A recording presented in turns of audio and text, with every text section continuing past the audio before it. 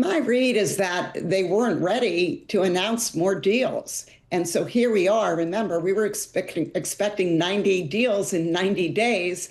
We have two deals that have been announced. And frankly, the deal with Vietnam seems to be still under negotiation. And so these letters have been sent out informing countries of their tariff rates that will come into effect on August 1. And I think we're going to see more letters, but we're certainly seeing more letters than deals. So, a letter is not a deal, in other words. A letter is not a deal. You do not want to get a letter if you're a trading partner. It's an honor not to get a letter at this point. Because what? It's pressure? No, if you don't get a letter, that at least means that you're negotiating in good faith and that the administration thinks there's a way forward with you. I think with respect to the other countries, it demonstrates that there's a lot of frustration on part of the White House, and they're going to take action against these countries if things don't fall into place over the next 3 weeks. You know, Wendy, I keep thinking about, like, what's the big thing piece? I don't know. Is it 2 years from now, 3 years from now, 5 years, 10, 20? Will we look back at this era and say, wow, we had a president who was really thinking about agreements that maybe weren't in the best interests of the United States and really sent the U.S. on a greater trajectory? Or do we look back and possibly say, wow, this was a moment when the U.S. really just lost its place in the world? Like, how can we start to even think about that yet?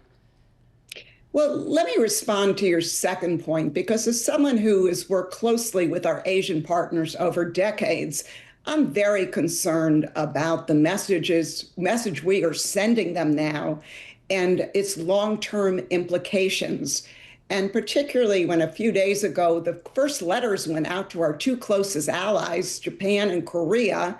Now, granted, they have high trade deficits with us, but they've been great partners, not only with respect to our security relationship, but on economic security matters, including supply chains and shipbuilding and semiconductors and export controls, and just massive amounts of foreign direct investment in the United States.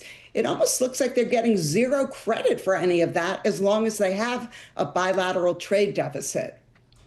In your view, have any of these countries treated the U.S. unfairly? Look, many of these countries have unfair trading practices, and they have unfair barriers that they impose against U.S. exports. Guess what? We do too. And that's why through trade negotiations, you try and get rid of those barriers. But on more, at least during my career, it was more on a mutual basis. It wasn't this kind of one-sided negotiation where we're telling the other countries, this is what you need to do, or else we are going to make it very difficult for you to access our market. What are the implications, you think, longer term in terms of the U.S. economy because of these deals? Well, I guess there is an optimistic note to this. I think people over time are going to recognize how important trade is and how trade has contributed to lower prices and to a greater assortment of goods and access to many goods that we would never have seen or have been able to enjoy without trade. But putting that aside, I think that, the economic fallout is going to be severe if indeed all these tariffs come into effect.